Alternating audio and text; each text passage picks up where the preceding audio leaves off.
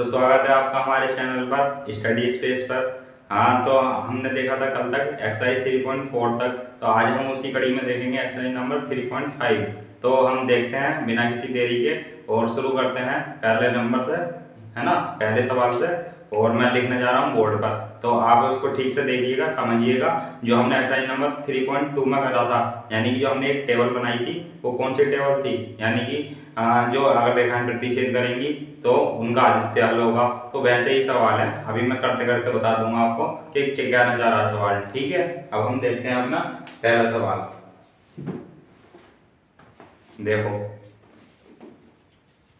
मैं यहाँ पर लिख रहा हूँ एक्सरसाइज नंबर 3.5। मैं यहाँ पर लिख देता हूँ पहला सवाल। इसमें क्या रहा है, देखो मैं इसको बता देता हूँ आपको लैंग्वेज पढ़ के, और फिर शॉर्ट में लिख दूंगा, है ना। निम्नलिखित समीकरणों के युग्मों में से किसका एक आदित्य हल है और किसका कोई हल नहीं है। हाँ, यानी कि कोई हल नहीं है, और या किसके अपरिमित रूप से अनेक हल हैं। तो हमने ये आपको बताया था, है ना। और फिर उसी कड़ी में क्या बताया था, आदित्य हल की स्थिति में, मतलब जो इसमें क्वेश्चन में कहा गया है आदित्य हल की स्थिति में उसे वज्रगुणन विधि से हल करना है। तो आज हम सीखेंगे अपनी वज्रगुणन विधि। तो सबसे हमने पहले कौन सी सीखी थी, प्रतिस्थापन विधि, फिर सीखी थी हमने विलोपन विधि, और आज हम उसी कड़ी में सीखेंगे क्या, वज्रगुणन विधि।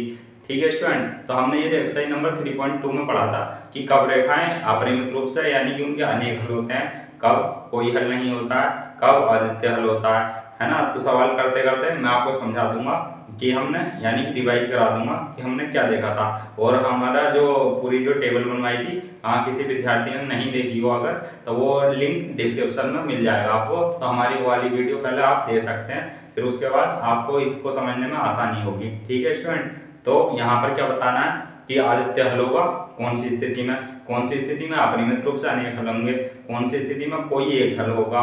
ठीक है स्टूडेंट, अगर आदित्य हल की स्थिति में होगा तो हमें क्या करना है, वज्रगुणन विधि से हल करना है। ठीक है स्टूडेंट, तो हम उसमें कड़ी में पहला सवाल लिख दे रहा हूं मैं, पहले का पहला, x minus 3y minus 3 is equal to 0, और सेकंड समीकरण है 3x minus 9y minus 2 is equal to 0। Student, x minus 3y minus 3 is equal to 0, 3x minus 9y minus 2 is equal to 0। ठीक है स्टूडेंट, तब यहाँ पर हम करेंगे, इसको मैं दे देता हूँ समीकरण 1 और समीकरण 2। तो हमें यहाँ पर क्या देखना होता है, हमें रेशियो देखना होता है किसका, जो x का गुणांक है, y का गुणांक है, और किसका गुणांक है, यानी कि ये जो है ना, जो अब यहाँ पर है, यानी कि जो अचर है वो। ठीक है स्टूडेंट, तो उसका हमें क्या देखना होता है, रेशियो देखना होता है। तो यहाँ पर दी गई समीकरण में जो है, अभी दी गई समीकरण किसके रूप की है, a1x b1y और c1। ठीक है स्टूडेंट, और इज इक्वल टू 0 के रूप की है। तो यहाँ पर हम अब देखेंगे, यहाँ पर a1 क्या दिया है, a1 यानी कि पहली समीकरण से, तो यहाँ से बन दिया है, और क्या दिया है, b1 कितना है, -3 है, और c1 कितना है, -3 है। ठीक है स्टूडेंट, अब यहाँ पर से a2 कितना है, 3 है, और b2 कितना है, -9 है, और c2 कितना है, -2 है। स्टूडेंट, अब यहाँ पर हम क्या देखेंगे इसमें, यानी कि रेशियो देखेंगे। तो नाउ a1 अपॉन a2 ये कितना हो जाएगा, 1/3, और b1 अपॉन b2 -3 अपॉन -9, 3 3 9, ये हो जाएगा 1/3, और c1 अपॉन c2 ये हो जाएगा -3 अपॉन -2, तो माइनस से माइनस कट जाएगा। तो स्टूडेंट, अब यहाँ पर क्या देखने को मिल रहा है हमें, a1 upon a2 is equal to b1 upon b2 और does not equal c1 upon c2। तो जब ऐसे जब ये रेशियो आता था स्टूडेंट, तो हम यहाँ पर क्या कहते थे, याद आ रहा है कुछ, यहाँ पर हम कहते थे कि ये जो रेखाएं हैं समांतर हैं, यानी कि जब a1 upon a2 is equal to b1 upon b2, यानी कि दो रेशियो अगर समान हो, है ना, तो यहाँ पर मैं लिख दूंगा, अतः रेखाएं क्या होंगी स्टूडेंट, समांतर, समांतर होंगी। ठीक, अब यहाँ पर हमने एक और कंडीशन पढ़ी थी कि अगर कोई भी हल होगा तो इसके संगत हल होंगे, तो इसको हम यहीं पर छोड़ देंगे। ठीक है स्टूडेंट, क्यों, क्योंकि हमसे जिस सवाल में कहा गया अगर आदित्य हल होगा यानी कि जब रेखाएं प्रतिच्छेद करेंगी तो हम क्या करेंगे, उसे वज्रगुणन विधि से हल करेंगे। अब ये यहाँ पर क्या आ रहा है, यानी कि रेखाएं समांतर आ रही हैं, है ना, प्रतिच्छेद आनी चाहिए थी, तो अगर हम करते वज्रगुणन विधि से हल। अब यहाँ पर क्या करेंगे, इसको यहीं पे छोड़ देंगे, है ना। अब यहाँ पर हमने लिख दिया समांतर होंगी, इसलिए हम इसको आगे नहीं करेंगे। ठीक, अब मैं यहाँ पर सेकंड सवाल ले लेता हूँ।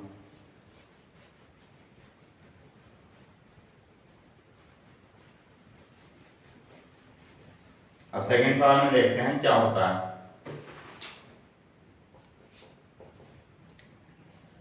To x plus y is equal to 5, 3x plus 2y is equal to 8। तो स्टूडेंट ये है यहाँ पर। अब यहाँ पर क्या करेंगे, हम इसको पहले तो हम इसको यानी कि इधर इक्वल में 0 बना लेंगे। तो इसको मैं यहाँ पर लिख देता हूँ 2x plus y minus 5 is equal to 0। अब ये बन जाएगी समीकरण 1 स्टूडेंट। अब यहाँ पर 3x प्लस 2y है, अब यहाँ पर इधर आके माइनस हो जाएगा 8 इज इक्वल टू 0। और यहाँ पर क्या बन जाएगा, इक्वेशन नंबर 2। ठीक स्टूडेंट, अब यहाँ पर क्या देखेंगे, a1 कितना है 2 है, b1 कितना है 1 है ना, और c1 कितना है -5।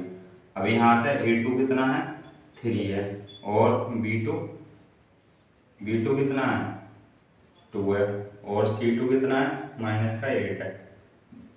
तो यहाँ पर क्या देखेंगे आप, इसलिए नाउ ये अब देखेंगे रेशियो, a1/a2 कितना आएगा 2/3, b1/b2 कितना आएगा 1/2, और c1/c2 कितना आएगा -5 और -8। तो माइनस से माइनस कैंसिल 5/8। तो इसलिए यहाँ से क्या दिखा रहा है, a1/a2 does not equal b1/b2।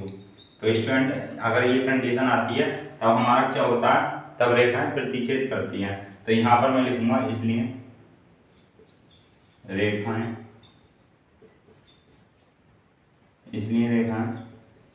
प्रतिच्छेद करेंगी।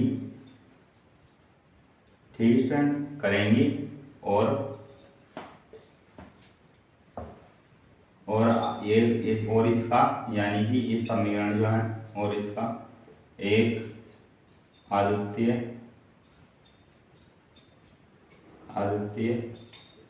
हल होगा। अब जब ये आदित्य हल होगा और यानी कि हल संगत भी होंगे, यानी कि जब कोई भी एक आदित्य एक हल होता है तो वो हल संगत होते हैं। आज जब कोई मतलब हल नहीं होता है यानी कि रेखाएं संपाती होती हैं, है ना, तो क्या होता है अपरिमित रूप से अनेक हल होते हैं स्टूडेंट उसके। तो यहाँ पर क्या हो जाता है फिर जब संगत हो जाता है, और जो समांतर में होता है ना, तो वहाँ पर समांतर में कोई हल नहीं होता है, तो इसलिए असंगत होता है ना। गलती से मैंने शायद पहले सवाल में अगर संगत लिख दिया हो तो उसका असंगत कर लेना, है ना, वो लिख दिया होगा, असंगत ही लिखना था मुझे। अब यहाँ पर इसका आदित्य हल होगा और इसके संगत हल होंगे, है ना, और इसके संगत हल होंगे। थोड़ा जल्दी आती है स्टूडेंट, क्यों, क्योंकि वैसे मैं समझाता हूँ आराम से, लेकिन वीडियो लंबी होने की वजह से तो थोड़ा है ना रहता है वो संगत। अब यहाँ पर ये संगत हल हो जाएंगे। अब हमें यहाँ पर क्या देखना है, इसको वज्रगुणन विधि से हल करना है हमें, है ना। तो अब मैं इसको यहाँ से मिटा देता हूँ, इधर हम शुरू करेंगे अपनी वज्रगुणन विधि। ठीक स्टूडेंट, हमने ये देख लिया कि इसके आदित्य हल होंगे। अब हम वज्रगुणन विधि के लिए क्या करते हैं, देखो स्टूडेंट ये 3 है।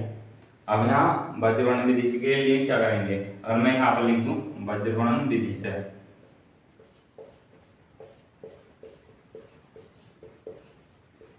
वज्रगुणन विधि से, तो मैं यहाँ पर लिखूंगा, देखो x लिखूंगा, यहाँ इधर y लिखूंगा, यहाँ पर 1 लिखूंगा। ठीक स्टूडेंट, अब यहाँ पर x का मतलब है कि हमारे जो x के गुणांक हैं वो आएंगे, तो मैं यहाँ 2 लिखूंगा, यहाँ 3 लिखूंगा। ठीक, अब यहाँ पर 1 है, इसका गुणांक y का, तो 1, यहाँ पर 2 है तो 2। अब इधर कितना है -5 और -8। ठीक स्टूडेंट, समझ रहे होंगे आप। अब यहाँ पर क्या करना है मुझे, अब यहाँ पर करनी है तिरछी गुणा। अब तिरछी गुणा कैसे करते हैं, वो ऐसे करते हैं। अब मैं यहाँ पर लिख दूंगा x is equal to y is equal to 1।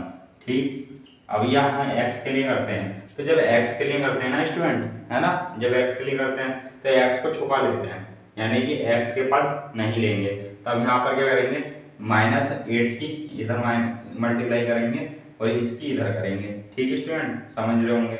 -8 की 1 से होगी तो कितना आ जाएगा, -8। अब यहाँ पर माइनस आता है, ये बीच में माइनस। ठीक, अब यहाँ पर ब्रेकेट लगा लो, क्योंकि यहाँ पर माइनस है तो माइनस माइनस की बाद में मल्टीप्लाई होगी, इसलिए। अब यहाँ पर 2 5 जा 10 हो जाएगा, तो यहाँ पर से ये 10।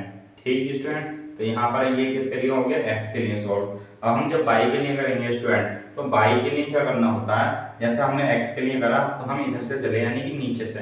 ठीक स्टूडेंट, ये ध्यान रखिएगा, वरना कहते हैं गलत हो जाता है, साइन चेंज हो जाएगा, यानी कि साइन की वजह से क्या हो जाता है, हमारा आंसर फिर रॉन्ग हो जाता है। तो ये ध्यान में रखिएगा, जब यहाँ पर हम x के लिए करते हैं सॉल्व, ये x के लिए करा तो हम x को छुपा लेते हैं और इधर से शुरू करते हैं, यानी कि नीचे से -8। ठीक, फिर इसकी 2 5 या 10, तो ये हो जाता है। अब जब हम y के लिए करेंगे स्टूडेंट, तो हम कहाँ से शुरू करेंगे, ऊपर वाले से, तो ये माइनस, ठीक है, 5 की किस्त होगी 3 से, तो ये 5 या 15। ठीक, अब यहाँ पर माइनस, ये हो गया 5 या 15, ये हो जाएगा 8 दूनी 16, ये हो गया 8 दूनी 16। ठीक स्टूडेंट, अब यहाँ पर हमें करना है 1 के लिए, तो 1 को छुपा लेंगे। अब यहाँ से 2 2 जा 4 और 3 1 जा 3, तो ये आ जाएगा स्टूडेंट। ठीक, अब इसको सॉल्व करेंगे, x -8 + 10 is equal two by minus, ये माइनस माइनस प्लस हो जाएगा 1/1।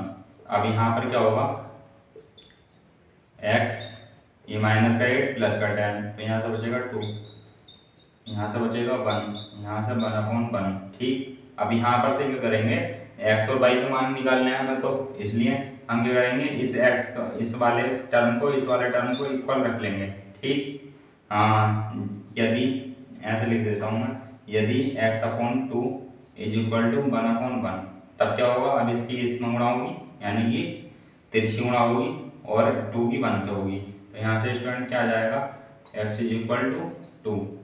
ठीक, और मैं रखूँगा यदि y/1 इज इक्वल टू 1/1, तो यहाँ से क्या हो जाएगा student, y is equal to 1। तो यहाँ से क्या आ गए हमारे, ये x और y के मान आ गए, कौन सी विधि से, बाजीगुणन विधि से स्टूडेंट, सॉरी, ये कौन सी विधि से आ गए हमारे, बाजीगुणन विधि से। x का मान 2 और y का मान 1। ठीक, x का मान 2 और y का मान 1, तो ये हमारे क्या आ गए, इसके x और y के मान आ गए। अब यहाँ पर हमारा ये सवाल हो जाता है फिनिश, क्योंकि इसका आदित्य हल था और हमने उसको कौन सी विधि से हल कर चुके हैं, हम आदित्य हल होने पर किससे, बाजीगुणन विधि से। तो हम चलते हैं अपने थर्ड सवाल की तरफ, ये कंप्लीट हो जाता है सवाल।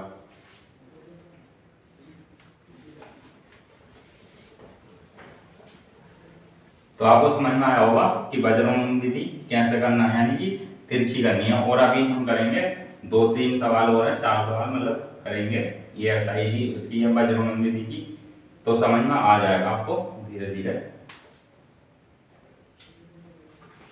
अब यहाँ पर क्या है, यह है थर्ड पार्ट। यहाँ पर क्या है, 3x - 5y is equal to 20, और ये क्या है, 6x - 10y और is equal to 40।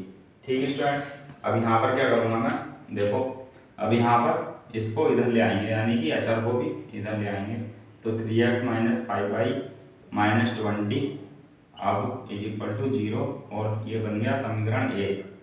6x - 10y - 40 is equal to 0, ये बन गया समीकरण नंबर 2। अब यहाँ से वही a1 इज इक्वल टू कितना है 3, b1 कितना है -5, c1 कितना है -20, a2 कितना है 6, b2 कितना है -10, c2 कितना है -8। स्टूडेंट, तो यहाँ पर हम क्या देंगे, रेशियो, तो a1/a2, अब यहाँ पर ये 3/6 है, 3 2 जा 6, ये आ गया 1/2 स्टूडेंट। अब यहाँ से क्या देखेंगे b1/b2, अब यहाँ पर है -5 -10, तो ये माइनस से माइनस कैंसिल, 5 2 10, तो ये भी अपन 1/2। अब यहाँ पर क्या देखेंगे c1/c2, तो ये है -20 -40, तो माइनस से माइनस कैंसिल और 2 2 यानी 22 40, तो यहाँ पर क्या आ जाएगा स्टूडेंट a1/a2, ये आ गया, यानी कि सारे क्या आ गए रेशियो 1/2 आ गए। तो स्टूडेंट हम कह सकते हैं इसलिए a1/a2 और b1/b2 is equal to c1/c2। और जब ऐसी कंडीशन होती है स्टूडेंट तो हमने क्या पढ़ा है ना, याद आ रहा होगा आपको क्या पढ़ा है हमने, यहाँ पर क्या होती हैं रेखाएं समपाती होती हैं जब तीनों रेशियो बराबर होते हैं, इसलिए रेखाएं समपाती होंगी तथा अपरिमित रूप से अनेक हल होंगे। Done student. तो अब यहाँ पर हमें क्या करना है, इसको यहीं पर रोकना होगा, क्योंकि अगर हमसे क्या बोलता, अगर ये रेखाएं प्रतिच्छेद करती तो हम क्या निकालते, इसका बजरंग विधि से सॉल्व करते हैं, क्योंकि इसका एक आदित्य हल होता है ना। तो अब हम देखते हैं अपना पार्ट 4, ये कंप्लीट हो जाता है।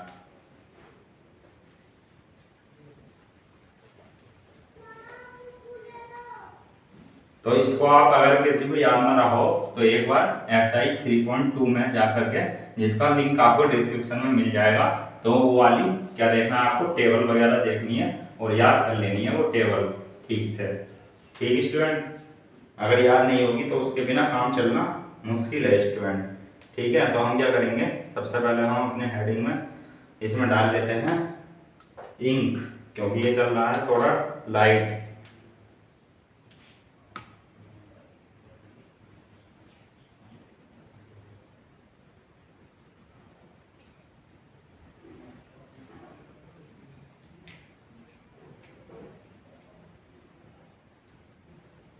तो ये डल चुकी है इसमें इंक। ठीक है स्टूडेंट, अब हम करेंगे अपना नेक्स्ट क्वेश्चन, 4th क्वेश्चन। ठीक, अब मैं 4th क्वेश्चन लिख देता हूँ। 4th, x minus 3y minus 7 is equal to 0, 3x minus 3y minus 15 is equal to 0। तो ये आ जाता है हमारा 4th, है ना, 4th नंबर का क्वेश्चन।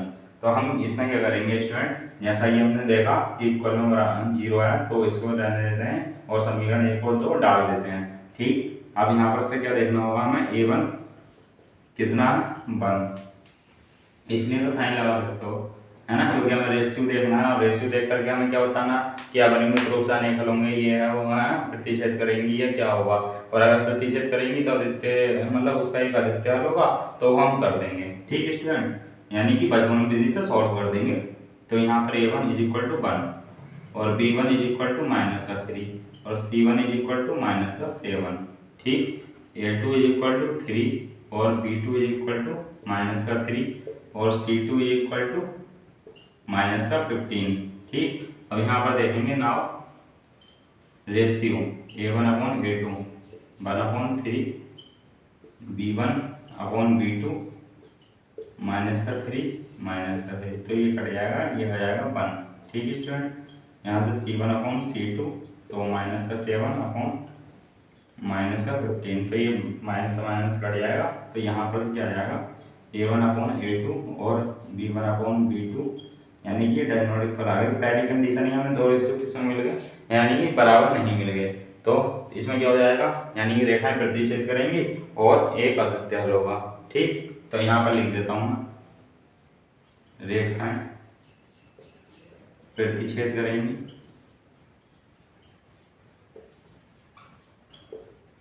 और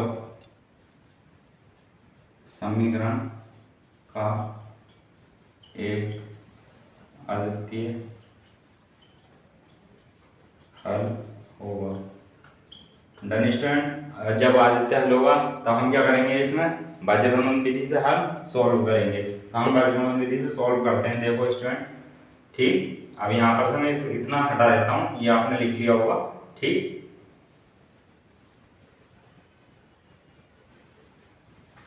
अब हमें क्या देखना होगा यहाँ पे, इसको भी हटा देता हूँ, है ना। ये हमने देख लिया कि ये रेखाएं प्रतिच्छेद करेंगी और एक अद्वितीय होगा। तो हम करते हैं वज्रगुणन विधि से सॉल्व। इसलिए वज्रगुणन विधि का प्रयोग करने पर डन स्टूडेंट। अब यहाँ पर क्या है, हम x लिखेंगे, देखो y लिखेंगे और 1 लिखेंगे। अब यहाँ पर x के नीचे x के गुणांक 1 3, y के नीचे y के गुणांक -3 -3, 1 के नीचे यानी कि जो अचर है। ठीक, ये आ गए। अब यहाँ पर क्या लिखेंगे, x = y = 1। ठीक, अब यहाँ पर क्या करेंगे, अब x के लिए सोल्व करेंगे तो x को हम छुपा लेंगे। ठीक, अब ये 15 की गुणा कहाँ होगी, -15 की 3 से, तो 15 × 45 और माइनस माइनस हो जाएगा प्लस, तो यहाँ पर लिख दूंगा मैं 45। ठीक, यहाँ पर बीच में माइनस आता है, ये हमेशा ध्यान रखेंगे। यहाँ पर भी ये 3 है, -3, तो अब यहाँ पर 7 × 21, तो यहाँ पर भी क्या हो जाएगा, ये प्लस हो जाएगा। तो यहाँ पर ये प्लस का है 21, क्योंकि 7 × 21 माइनस माइनस प्लस हो जाएगा स्टूडेंट। ठीक, डन। अब यहाँ पर बाई, अब बाई के लिए जब सॉल्व करेंगे ये, तो ये छूट जाएगा। बाई के लिए सॉल्व जब करेंगे तो मैंने क्या बताया था आपको कि ऊपर से सॉल्व करेंगे, है ना। जैसे एक्स के लिए हमने कहाँ से करा, नीचे से, 15 दिया 45, फिर करा ऊपर से। ठीक, लेकिन बाई के लिए करेंगे हम सबसे पहले ऊपर से शुरुआत करेंगे। तो 7 × 21 यानी कि माइनस का 21, माइनस बीच में लगता ही है। ठीक, ये हो गया 15 का ना 15, तो यहाँ से 15 आ जाएगा। ठीक, अब यहाँ से 1 के नीचे करेंगे, अब 1 वाला छुपा लेंगे हम, तो 1 वाला जब छुपा लेंगे तो -3 की इस तो होगी, देखो अब नीचे से ही कर रहे हैं, -3 की -3 हो गया, 1 से मल्टीप्लाई करी तो बीच में आ गया माइनस, ये हो गया -3 3 या 9, तो ये हो जाएगा, है ना। अब इसको सॉल्व करते हैं आगे, तो यहाँ पर से लिख दिया मैंने, ये हो गया 45 में से 21 जाएगा, कितना बचेगा, 4 और 24। ठीक स्टूडेंट, 5 में से 1 गया 4, 4 में 2 गया 2। अब यहाँ से 22, अब यहाँ से क्या होगा, -21 + 15, तो ये ऐसे ही लिख दिया मैंने अभी। नेक्स्ट स्टेप में करते हैं इसको सॉल्व, -3 ये हो जाएगा +9। ठीक, आप लोगों को समझाने के लिए एक एक स्टेप लिख रहा हूँ मैं। ठीक है स्टूडेंट, अब यहाँ पर ये आ जाएगा x/24 बाई अपॉन, हम -21 है, ये 15 है, तो यहाँ से क्या बचेगा, -6। ठीक है स्टूडेंट, अब यहाँ से 1 और यहाँ से भी क्या बचेगा, +6। ठीक, डन। अब यहाँ से क्या रखेंगे, यदि x = 24 अपॉन 1/6। ठीक, अब इसकी इधर मल्टीप्लाई होगी बचगुणन से, 6x 24, x = 4, तो x = कितना आ गया स्टूडेंट, 4। अब यहाँ पर क्या रखेंगे, यदि y/-6 = 1/6, तो 6y = -6, 6 से 6 कैंसिल, तो ये आ गया y = -1। ठीक है स्टूडेंट, तो हमारे दोनों चरों के मान आ चुके हैं, x और y के मान, किससे, वज्रगुणन विधि से। ठीक स्टूडेंट, अब यहाँ पर अगर हम जैसे इसको क्रॉस चेक करना चाहेंगे हमारे यहाँ आंसर सही आए हैं या नहीं, तो हम वो भी कर सकते हैं स्टूडेंट। इन सवालों में यही फायदा होता है जहाँ पर समीकरण युग्म दे रखे होते हैं। अब x का मान अगर हम 4 में रखेंगे तो 4, और ये -1 इस जगह रखा जाएगा, तो यहाँ क्या हो जाएगा स्टूडेंट, -1 से, तो यहाँ पर +3 हो जाएगा, ये 4 है पहले से, तो 7 - 7 0, तो ये यानी कि सेटिस्फाइड कर रहा है हमारी समीकरण 1 को। ये समीकरण 2 में भी रखेंगे उसको भी सेटिस्फाई करेगा, यानी कि हम ये देख सकते हैं कि हमारा आंसर सही है या गलत। तो यानी कि ये हमारे आंसर जो आए हैं, x का मान 4 और y का मान 1 -1, तो ये हमारे ठीक आए हैं। ठीक डन स्टूडेंट, तो इस तरीके से हम हर सवाल में चेक कर सकते हैं। तो ये हमारा हो गया सवाल नंबर 1 के चारों पार्ट। ठीक, अभी हम चलते हैं अपने सवाल नंबर 2 पर।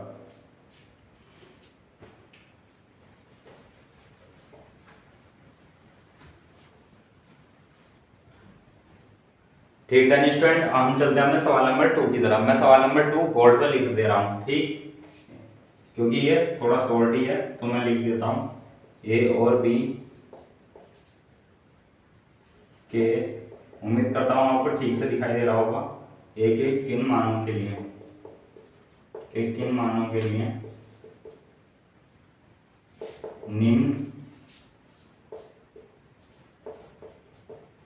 रैखिक समीकरण के युग्म के अपरिमित रूप से अनेक हल होंगे। ठीक है स्टूडेंट, तो ये हमें दो क्या दे रखी है equation, 2x plus 3y is equal to 7, और क्या दे रखी है a minus b x plus b y is equal to 3a plus b minus 2। Done student, तो हमें ये दो इक्वेशन दे रखी हैं और हमें बताना है यहाँ पर a और b के किन मानों के लिए रैखिक समीकरण युग्म के अपरिमित रूप से अनेक हल होंगे। तो हमने अभी भी देखा कि ये अपरिमित रूप से अनेक हल कब होते हैं, जब हमारे तीनों रेशियो बराबर होते हैं, है ना। तो हम a और b के मानों के लिए ये सॉल्व करने हैं दो समीकरण। तो हम आइए देखते हैं इनको, है ना। तो मैं क्या बता रहा था आपको, इधर कर लेंगे, यानी कि इधर अचर को इधर ही कर लेंगे, इधर बाहर में क्या बना लेंगे 0। तो स्टूडेंट ये हो जाएगा 2x plus 3y minus 7 is equal to 0। Done student, अब यहाँ पर a minus b x plus b y minus, ये माइनस में आ जाएगा 3a plus b minus 2 is equal to 0। Done student, तो इसको इक्वेशन 1 दे दो, इसको 2 दे दो, ठीक है डन। अब हम देखेंगे क्या इसके रेशियो। तो a1 हमें क्या दे रखा है, a1 यानी कि डायरेक्ट देख लेते हैं, चलो a1 अपॉन a2। अब इतने तो समझदार आप हो ही गए होंगे, है ना, कि a1 अगर मैं ऐसे लिखता a1 is equal to 2, b1 is equal to 3, फिर बाद में रेशियो निकालता, है ना, तो एक लाइन बढ़ जाती, हमारा वीडियो भी लंबा होता, बोर्ड पर मिटाना ही पड़ता जल्दी से। ठीक, तो हम डायरेक्ट क्या देखेंगे, रेशियो देखेंगे a1 अपॉन a2। तो यहाँ पर से 2, यहाँ से क्या देखा है a माइनस बी, ठीक, b1 अपॉन b2, ये हो जाएगा 3 a प्लस बी, ठीक, ये हो जाएगा c1 अपॉन c2, ये कितना है माइनस का 7, और ये है माइनस का 3a प्लस बी माइनस का 2। डन स्टूडेंट, ये अब यहाँ पर हम क्या करेंगे, जब हमसे क्या कहा गया है कि अपरिमित रूप से अनेक हल हैं, है ना, तो चूंकि a1 upon a2 is equal to b1 upon b2 is equal to c1 upon c2, ठीक, चूंकि ये देखो मैंने यहाँ पर चूंकि लगाया क्योंकि ये दे रखा है स्टूडेंट, है ना। तो जब ये दे रखा है तो हम इन्हें कोई हम यानी कि a1 अपॉन a2 और b1 अपॉन b2 को इक्वल रख सकते हैं, फिर b1 अपॉन ये c1 अपॉन c2 को इक्वल रख सकते हैं, या a1 upon a2 is equal to c1 upon c2 रख सकते हैं। यानी कि ये क्या है, दोनों यानी कि तीनों जो इक्वेशन है आपस में बराबर है ना। कहने का मतलब ये है क्योंकि हमसे क्या गया है अपरिमित रूप से अनेक हल होंगे, इसलिए तो हम क्या करेंगे, इन दो को किन्हीं दो को पहले बराबर रख देंगे, फिर किन्हीं दो को बराबर रख देंगे। तो यहाँ से क्या जाएगा, हम सॉल्व करते करते ए और बी के मानों तक पहुंच जाएंगे जो हमसे पूछे हैं क्वेश्चन में, ए और बी के किन मानों के लिए निम्न रैखिक समीकरण युग्म के अपरिमित रूप से अनेक हल होंगे। ठीक स्टूडेंट, तब यहाँ से मैं इसको साफ कर देता हूँ, इतना लिखा रहने दूंगा कि आपको अच्छे से समझ में आता रहे देख करके, है ना। ये इतना मैं साफ कर दूंगा और फिर इसको ऊपर करूंगा मैं हल, ठीक। यहाँ पर क्या करूंगा मैं, a1 अपॉन a2 को और b1 अपॉन b2 को पहले ले लेता हूँ। तो यहाँ पर क्या है 2a माइनस, यानी कि इसको आप ये लगा दो a minus B is equal to 3a plus B. Done student, अब यहाँ पर कर देता हूँ, चलो नेक्स्ट स्टेप में, है ना। अब इसकी क्या होगी, क्रॉस मल्टीपल होगा, तो यानी कि 2a plus B is equal to 3a minus B. Done student, यहाँ से क्या हो जाएगा 2, अभी 2 के अंदर मल्टीप्लाई हो जाएगी तो 2a प्लस 2b और 3a माइनस 3b, है ना। और 2a ये है, इधर को ले लो अब इसको भी, तो ये माइनस का 3a हो जाएगा। अब यहाँ से क्या है माइनस का 3b, ये माइनस का 2b। डन स्टूडेंट, अब यहाँ से माइनस का a बचेगा। डन, अब मैं किसको मिटा दूंगा, इसको मिटा देता हूँ, है ना, a को मिटा देता हूँ क्योंकि हमने a1 ये B2 ये तो यहाँ लिख ही लिए हैं, मैं इसको ही पूरे को साफ कर देता हूँ, C1 C2 लिखा रहने दूंगा, यानी कि जो हम नेक्स्ट स्टेप करेंगे उसके लिए। अब मैं इसको ही मिटा देता हूँ। डन स्टूडेंट, तो यहाँ से क्या बचेगा माइनस का ए, यहाँ से क्या बचेगा माइनस का 5 भी हो जाएगा, माइनस से माइनस कैंसिल, ए बराबर क्या आ गया 5 भी आ गया। डन स्टूडेंट, तो यहाँ पर इसको मैं दे दूंगा समीकरण नंबर 3। अब मैं क्या ले लूँगा इसको सॉल्व करने के लिए, यानी कि पहले क्या लिया हमने a1 बराबर क्या लिया b1 b2। ठीक, अब मैं b1 अपॉन b2 इक्वल कर दूंगा किसके c1 अपॉन c2 के, तो ऐसे भी कर सकते हैं। तो यहाँ से b1 upon b2 is equal to c1 upon c2, है ना। तो अब मैं इसको सॉल्व करूँगा इसको लेकर के।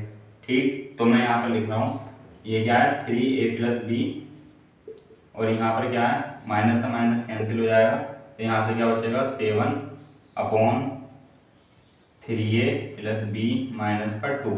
डन स्टूडेंट, अब यहाँ पर से इस 3 की मल्टीप्लाई इससे होगी, तो 3a प्लस बी माइनस का 2। डन, इस 7 की इससे होगी a प्लस बी ये। ठीक, अब यहाँ से मैं क्या लिखूँगा 9a प्लस 3b माइनस का 6, ये 7a plus 7b। Done student, अब मैं इसको मिटा देता हूँ। देखो एक एक स्टेप मैंने मिटाया है और एक एक स्टेप बताया है। ठीक डन स्टूडेंट, तो अच्छे से समझ पा रहे होंगे आप सब चीज़। अब ये ए वाले एक तरफ कर लो, अब ये 7a इधर आएगा तो माइनस में हो जाएगा। डन, अब यहाँ से माइनस का 6 लिखा रहने दो। अब ये क्या है 7b और ये इधर जाएगा माइनस का 3b। डन, यहाँ से क्या बचेगा ये 2a माइनस का 6 इज इक्वल टू ये बचेगा 4b। अब यहाँ से क्या है a बराबर हमने 5 भी निकाल रखा है, तो उसका मान यहाँ पर रख देंगे। तो यहाँ पर लिखूंगा मैं पहले कर देता हूँ, फिर लिख दूंगा समीकरण 3 से 5b माइनस का 6 इज इक्वल टू 4b। तो ये क्या हो जाएगा 10b, ये इधर आ गया 4b, ये इधर आ गया 6। ठीक, मैं यहाँ पर लिख देता हूँ समीकरण 3 से। डन स्टूडेंट, जिसको किसी को समझ में ना आया हो कहीं डाउट हो तो वीडियो थोड़ा पॉज करके दोबारा समझ लीजिएगा, और वैसे तो आ ही गया होगा समझ में। ठीक, तो यहाँ से हो जाएगा 6b इज इक्वल टू 6। तो यहाँ से b का मान कितना आ गया 1 स्टूडेंट। डन, अब ये b का मान कहाँ रख देंगे हम समीकरण नंबर 3 में, तो किसका मान आ जाएगा a का स्टूडेंट। ठीक, अब मैं b का मान कहाँ रखूँगा यहाँ पर रखूँगा समीकरण नंबर 3 में। तो मैं इधर का ये स्टेप मिटा देता हूँ। ये है हमारा समीकरण नंबर 3। तो b का मान समीकरण 3 में रखने पर, ठीक, a बराबर 5 गुणा 1, a बराबर 5। ठीक है स्टूडेंट, तो यहाँ हमारा ये क्या आ गया आंसर, a का मान ये, b का मान ये। तो ये हमें यही बताने थे a और b के किन मानों के लिए निम्नलिखित समीकरण युग्म के अपरिमित रूप से अनेक हल होंगे। ठीक, तो अब हम यहाँ पर क्या रखेंगे रेशियो को याद रखेंगे कि ये अपरिमित रूप से अनेक हल कब होते हैं, जब a1 upon a2 is equal to b1 upon b2 is equal to c1 upon c2 होता है। तो क्या होते हैं, यानी कि रेखाएं क्या होती हैं संपाती होती हैं और अपरिमित रूप से अनेक हल होते हैं। तो वही हमें क्या लगाना था, यानी कि वही जो एक तरीके से फॉर्मूला कह दो, है ना, या जो हमने टेबल से जो पढ़ा था, है ना, तो उसको कह दो, यानी कि सारणी से, है ना। तो वो उसको यूज कर करके हमने क्या निकाल दिया ए और बी के मान निकाल दिए। डन स्टूडेंट, हम चलते हैं इसके नेक्स्ट पार्ट की तरफ।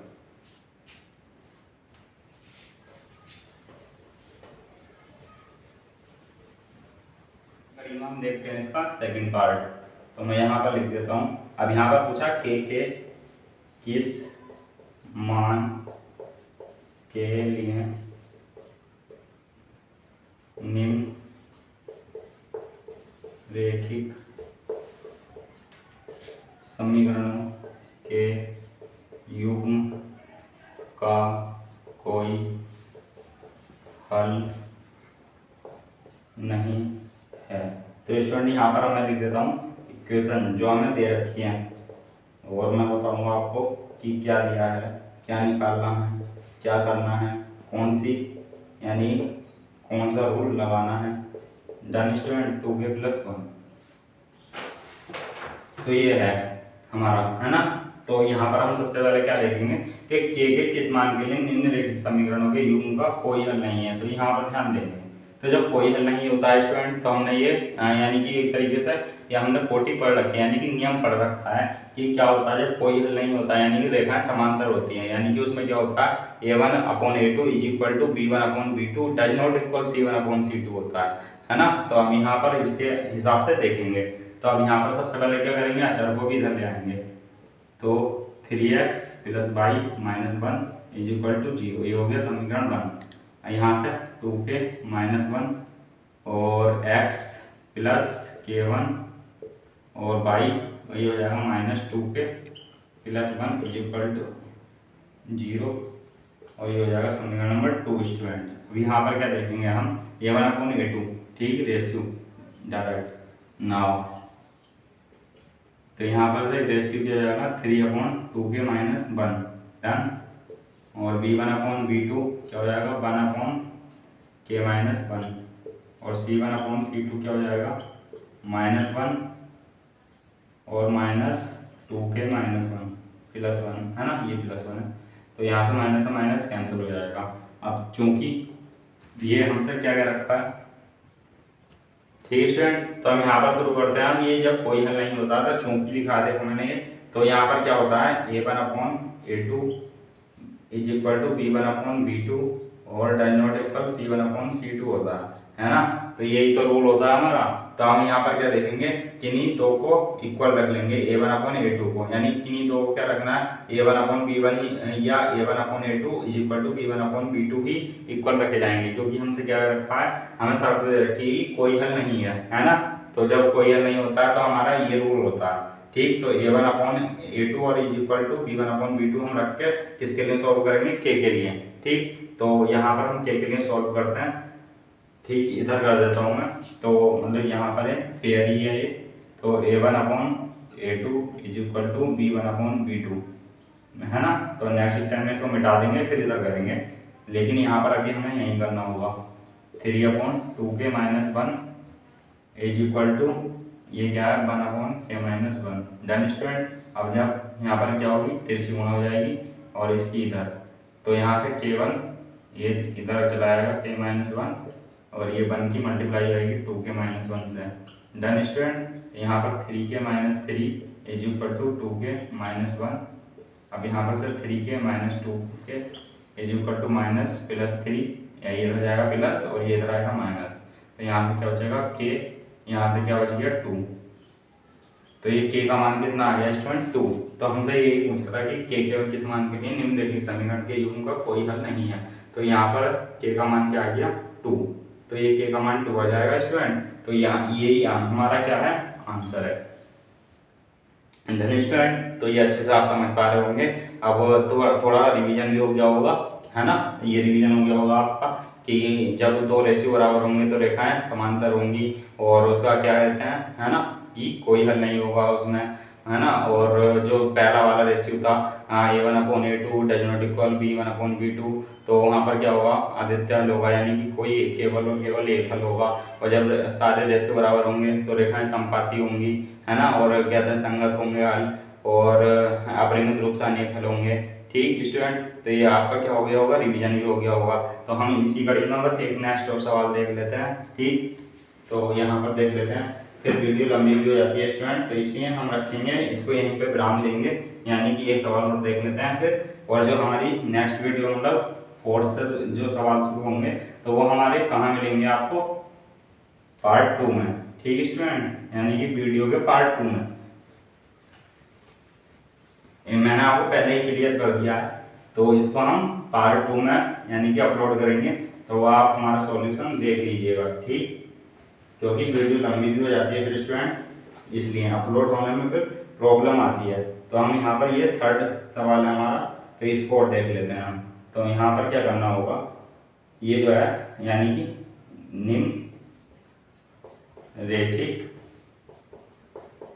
समीकरण, यानी ये समीकरणों है के युग्म को प्रतिस्थापन एवं बज्रगुणन विधि से हल करना है। ठीक, और यहाँ पर पूछा आप किस विधि को उपयुक्त मानते हैं। ठीक, तो यहाँ पर मैं सीधे को लिख लेता हूँ न्यूमेरिकल, यानी कि जो हमारे समीकरण दे रखे हैं 3x + 2y = 4। ठीक स्टूडेंट, तो यहाँ पर हमें क्या दे दिया है ना इन्होंने स्टूडेंट, यहाँ पर देखो एक बार मिला तो 8x + 5y = 9, 3x + 2y = 4। तो यहाँ पर ये क्या है, अब यहाँ पर हमसे क्या पूछा है ना स्टूडेंट, यहाँ पर हमसे पूछी हैं दो विधियाँ, यानी कि प्रतिस्थापन विधि और वज्रोन्मुलन विधि। प्रतिस्थापन विधि इससे पहले की थी हमने, और वज्रोन्मुलन विधि हमने आज सीखी है। ठीक, तो हम इसको पहले करेंगे किससे, प्रतिस्थापन विधि से। तो प्रतिस्थापन विधि आपको याद आ रहा होगा क्या करते थे हम, पहले किसी समीकरण से क्या ले लेते थे हम, किसी एक चर का मान ले लेते थे और उसको दूसरे वाले में फिट कर देते थे स्टूडेंट, है ना। इस तरीके से एक चर का मान आता था, फिर वो चर का जो मान आता था वो समीकरण नंबर जो हमारी 3 बनती थी उसमें रखते थे हम। तो हम वैसे ही करेंगे, प्रतिस्थापन विधि से कर लेते हैं पहले। ठीक, प्रतिस्थापन विधि से तो ये हो जाएगा, है ना। इसको मैं समीकरण 1 दे देता हूँ, समीकरण नंबर 2 दे देता हूँ। ठीक है स्टूडेंट, अब यहाँ पर से मैं क्या ले लेता हूँ, समीकरण 2 से, समीकरण 2 से x का मान लेने पर।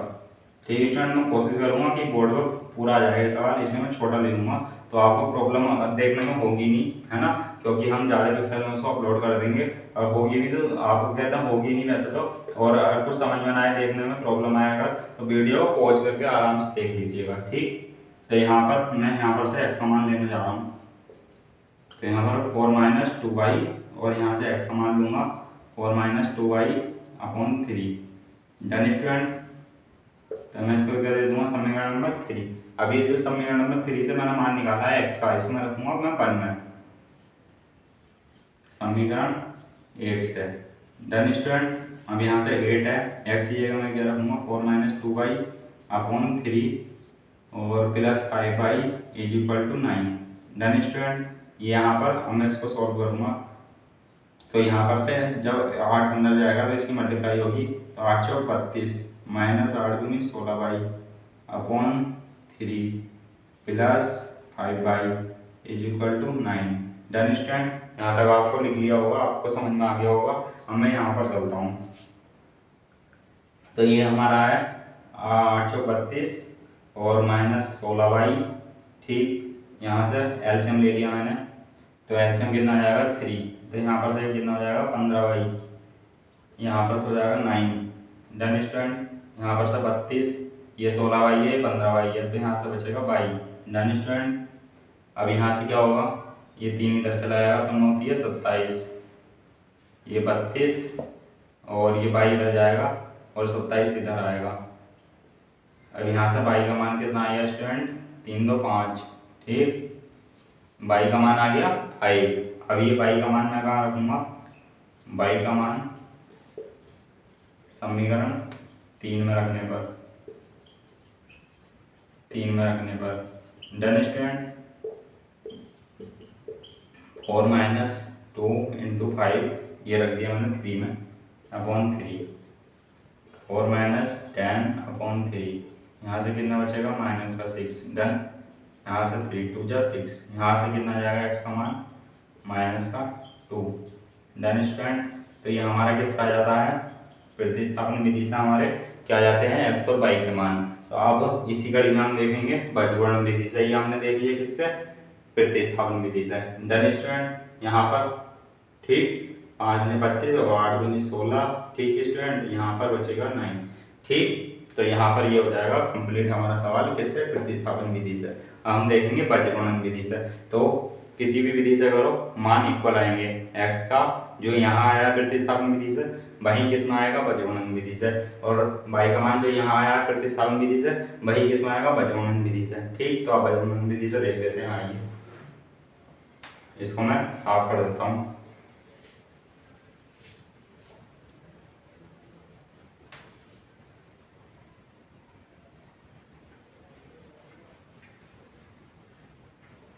डन स्टूडेंट, तो यहाँ पर इसको मैंने साफ कर दिया, तो यहाँ पर ये हो गया।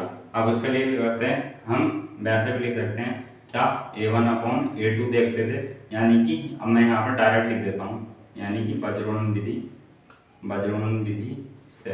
अब वो मैं कैसे कह रहा था, A1/A2 यानी कि ये A1 हो गया, A2 हो गया, तो हम जब x के लिए करते थे तो इसके गुणांक जो होते थे A1 A2, तो ऐसे ही तो लिखते थे 8 और 3, ठीक। और बाई के गुणांक तो 5 और 2, और यहाँ से 1, तो यहाँ पर से ये 1 को या तो प्लस प्लस ले लो, या अगर इधर लाके करोगे इधर 0 बना के, तो ये आ जाएगा -9, ये आ जाएगा -4, ठीक स्टूडेंट। अब यहाँ पर क्या कर देते हैं हम, x यहाँ लिखा और इज इक्वल लगाया, ये बाई इज इक्वल टू आ जाएगा ये 1, डन स्टूडेंट। यहाँ पर अब जब x के लिए सॉल्व करेंगे तो x को छुपा लेंगे, तो यहाँ से 4 पंजे 20, अब ये माइनस का बीच में आता था माइनस का साइन, तो यहाँ से 9 दूनी 18, ये माइनस का 18। अब जब बाई के लिए सॉल्व करूँगा तो क्या होगा, बाई के लिए ये सॉल्व, तो अब यहाँ करेंगे ऊपर से 9 तिया 27, ये माइनस का, ठीक, 8 चौक 32, ये आ गया यहाँ। हम जब बाई 1 के लिए करूँगा तो 1 छुपा लूँगा, तो यहाँ से 2 8 16 और ये 5 तिया 15, डन स्टूडेंट। यहाँ पर इस तरीके से, तो ये एक ट्रिक है स्टूडेंट, ये यहाँ पर इस तरीके से मतलब बोल के बहुत कम लोग बताते हैं, तो ये आपको ध्यान में रखिएगा कि जब हम बाई के लिए सॉल्व करते हैं तो ऊपर से करते हैं, बाकी सबके लिए कहाँ से करते हैं, नीचे से करते हैं, जैसा कि हमने अभी देखा, ठीक। तो इसको रूल को ध्यान में रखिएगा, तो आपका सवाल कभी गलत नहीं होगा। वरना कहते हैं कारण क्या होगा, अधिकतर स्टूडेंट ये गलती कर देते हैं कि अगर बाई के लिए सॉल्व करते हैं तो इधर से ही कर देते हैं। अब ये 8 4 8 32, यहाँ पर आ जाएगा अगर माइनस का 32 है ना, और माइनस बीच में, और 9 तिया 27, तो 27 इधर आएगा, अब 27 किसका हो जाएगा, प्लस का हो जाएगा, और यहाँ पर है माइनस का, तो यहीं पर साइन में गलती हो जाती है और यहीं का आंसर हमारा गलत हो जाता है स्टूडेंट, तो ये ध्यान रखेंगे। अब हम इसको सॉल्व करते हैं, चलिए आइए देखते हैं। अब यहाँ पर माइनस का 20 है, यहाँ क्या हो जाएगा, ये माइनस माइनस प्लस, तो ये हो जाएगा 18, अब ये बाई है ना, अब ये 27 है, और यहाँ पर ये हो जाएगा प्लस का, और देखो स्टूडेंट अगर हम वैसे करते तो ये अभी प्लस का बन चुका है 32, तो ये किसका हो जाता माइनस का, और 27 अब यहाँ माइनस का, तो ये किसका हो जाता प्लस का, तो वो हमसे अब यहाँ पर अगर करेंगे हम तो क्या बचेगा, ये प्लस का 5 बचेगा, है ना, और बनना की अवस्था हमारा माइनस का, तो हमारी गलती हो जाती।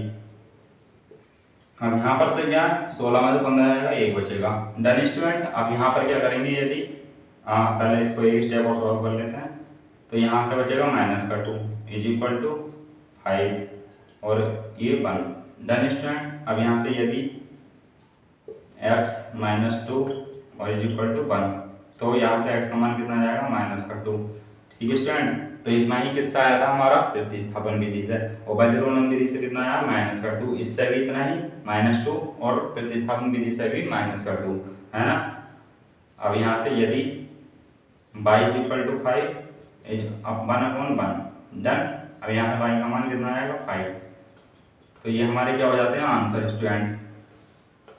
तो यहाँ से प्रतिस्थापन विधि से भी सॉल्व करके देख लिया हमने, और वज्रोणन विधि से भी सॉल्व करके देख लिया, आंसर हमारा दोनों से किससा आया, सेम आया है। तो अब यहाँ पर पूछा गया था कि कौन सी विधि अधिक उपयुक्त है स्टूडेंट, तो यहाँ पर आप खुद से भी डिसाइड कर सकते हैं कि कौन सी विधि आपको उपयुक्त लगती है स्टूडेंट, है ना। मैंने आपको दोनों के क्या बता दिए, सॉल्यूशन बता दिए। अब हम यहीं तक रखते हैं इसको आज, ये हमारा पार्ट 1 है, और जो हमारा पार्ट 1 यानी कि ये हो गया, और जो 2 होगा तो हम आपको किस में प्रोवाइड कराएंगे, नेक्स्ट वीडियो में। तो स्टूडेंट आप हमारे ऊपर यानी कि अपना प्यार बनाए रखिएगा यूं ही, और चैनल को सब्सक्राइब करिएगा, लाइक करिएगा, शेयर करिएगा, है ना, और अपना प्यार बनाए रखिएगा किसको, बेल आइकन को प्रेस करके और लाइक का बटन क्लिक करके, ठीक। जय हिंद।